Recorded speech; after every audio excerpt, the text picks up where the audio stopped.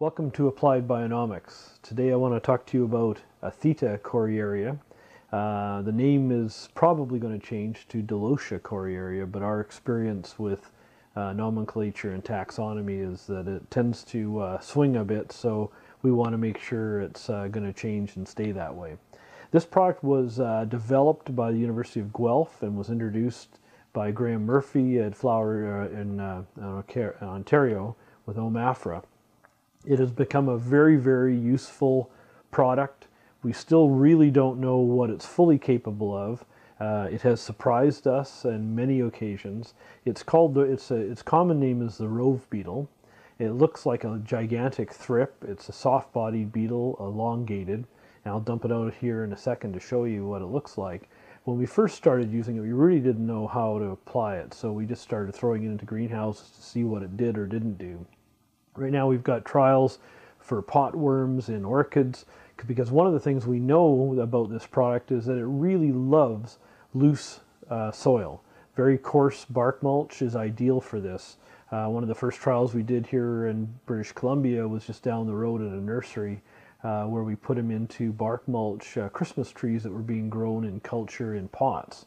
And they exploded. The population was amazing. All of the root pests, even the flowering, even the foliage pests were disappearing very rapidly. It's very difficult to scout in a crop.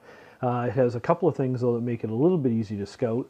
One is that it has a sine wave type flight. So when you see it flying, it'll flap its wings for a while, glide, flap, glide. So you end up with that. So once you've tuned your eyes into the size of this product, you can actually see them.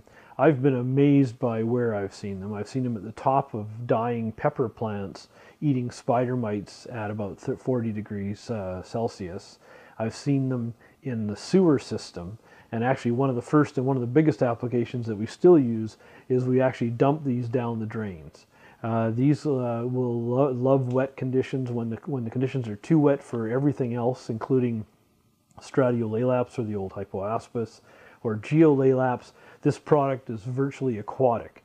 And one of the most successful applications, as I was alluding to, was down the drains. It actually goes down the drains, dumping them down the drains. They go onto the blue-green algae mats. They feed on the shore flies, and they completely eliminate the shore flies.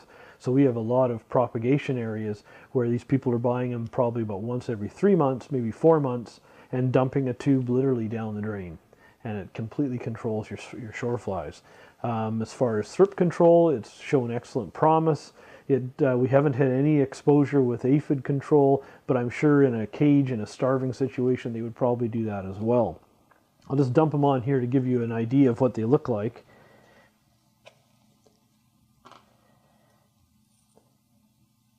So you can see how quickly they move.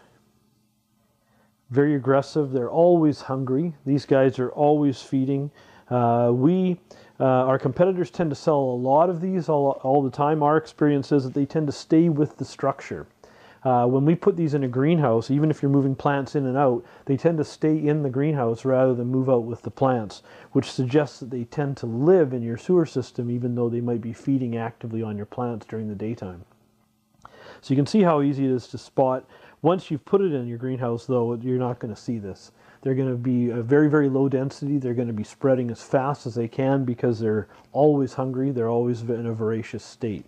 So we have yet to fully fathom the depths of what this product can do, but it's an amazing product, and it's certainly worth a try. And I think every greenhouse should have a little bit put in maybe every 3 or 4 months.